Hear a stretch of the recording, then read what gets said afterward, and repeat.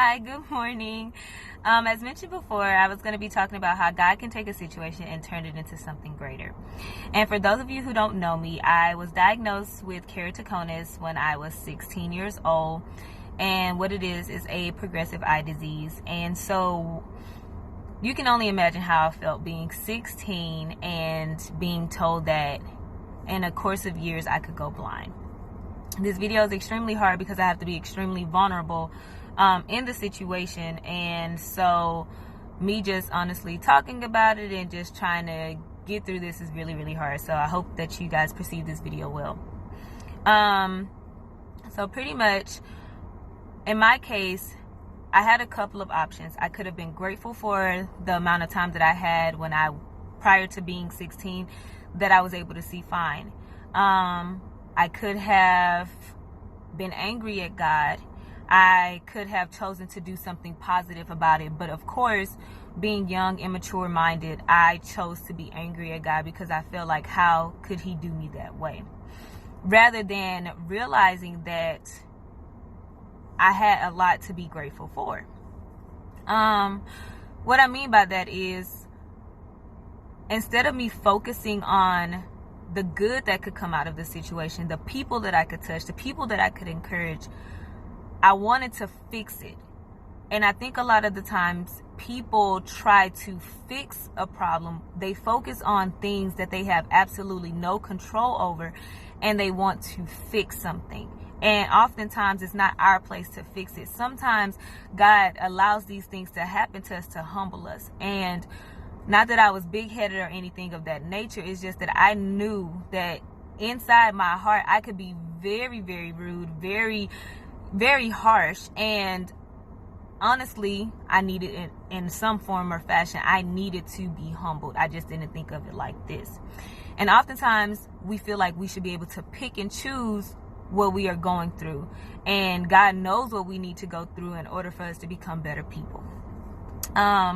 So from there, from being angry at God, I honestly kind of took a step back away from him. And I was just like, if this is what you're subject to doing, I don't know what else you're capable of. And I don't feel like I can trust you at this point. So I kind of had a really bad relationship with God because I no longer trusted him.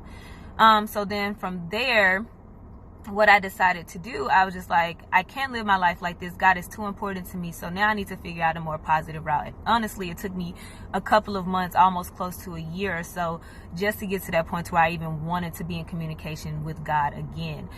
So this was not an overnight thing. So when I got to that point in my life, I was honestly like, wow, okay, God, what is it that I need to do? And he told me, be grateful. You are here to encourage, but you could only encourage a small amount of people because you hadn't gone through anything. And I was just like, wow, okay, well, what does that look like? So in the mornings, instead of me getting up being angry, I got up and I was grateful. I prayed and I thanked him for me just being able to open my eyes and see. I also was grateful that even though this disease have no cure, I was able to get up and still have people who were behind me, pushing me forward to do better. I had parents who were financially in a place where they could get me what I needed in order to still be able to see. And he just started reminding me of how grateful, and honestly, how grateful I needed to be. And I was just like, whoa, I was very taken back by it. That then pushed me further to go into, they have the School for the Blind in Austin, and kind of partner with them just to get some stories and just to be able to hear some of their, stories about how they were blind and what they were going through. And I had the opportunity to work with one of the girls at my job, and encourage her. And it was so humbling, and it was so peaceful and real.